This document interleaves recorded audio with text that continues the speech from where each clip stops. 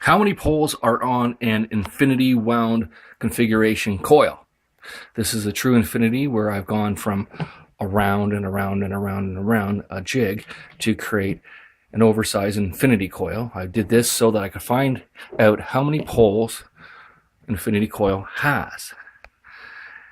Okay, so what I have here is a two-way switch. If I put it one way, it's going to be positive, the other would be negative. And I got a magnet over there with black on one side representing one pole and nothing on the other. So let's see what we can do. We'll go down with the switch.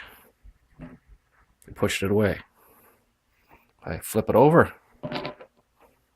Should pull it in. Yeah. Put this inside here. It should flip. Okay. Should flip. There we go. Now if I reverse the polarity, it should flip the other way. Yeah. So what I've identified here is this figure 8 has 8 poles. If this is north on the top, it'll be south on the bottom on the inside. But if it's north on the top, on the outside, it will be south. And the outside bottom, it'll be north. So it's, just think of it as a ring magnet. It's got a, if you remember my old video, how I showed you the different poles on a ring magnet. The ceramic would be north, and the inside would be south. Okay, so a ring magnet has two sides, and vice versa on this side. And that's what this is.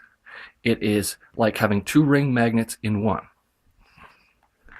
However, you do have a very strong pole on the two ends here and here, where you don't have that on a ring magnet. But it's very similar. So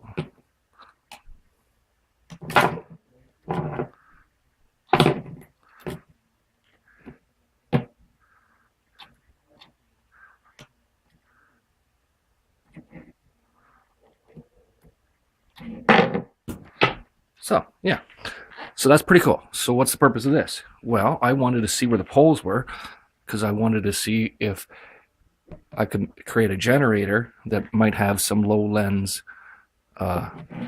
effect.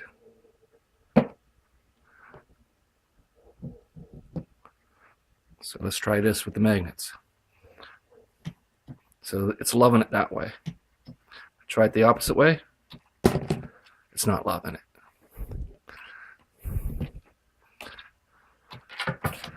Yeah. So we got some fairly strong repelling action going on there.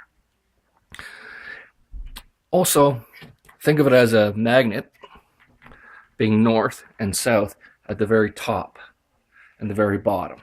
That's where, as it comes into the curve, it's accelerating. So all the north is concentrated right here, and all the south is concentrated on the top of here, and be vice versa here. So it's like a north, south, north, south. So even though it's a figure 8, it has 8 poles. Okay, let's make it short and sweet. That's what I've discovered. 8 poles. The 2 tops, inside and exterior. 2 tops, inside and exterior. Not counting these 2 point poles. If you count those, well, then there's still 8 poles, but they're concentrated. Anyhow, and that's with DC. AC, well, then you'd have 16 poles that you could work with. Let's make sure my switch is up. I hate burning wires. It stinks the house out. Okay. So, why did I show you all that?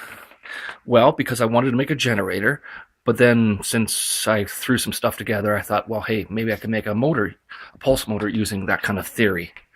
So I'll take you over to my messy laboratory over here on the floor. So that's what I created right here. I've got this little guy hooked up with just a basic switch and some magnets to get it to go down. And it works as a motor. Theory behind it was to have it work as a generator, but you know, it's kind of cool to switch things around, right? Okay, just want to show you that, guys. In my next video, I'll get this thing running off one coil and show you how it goes. Okay, stay tuned.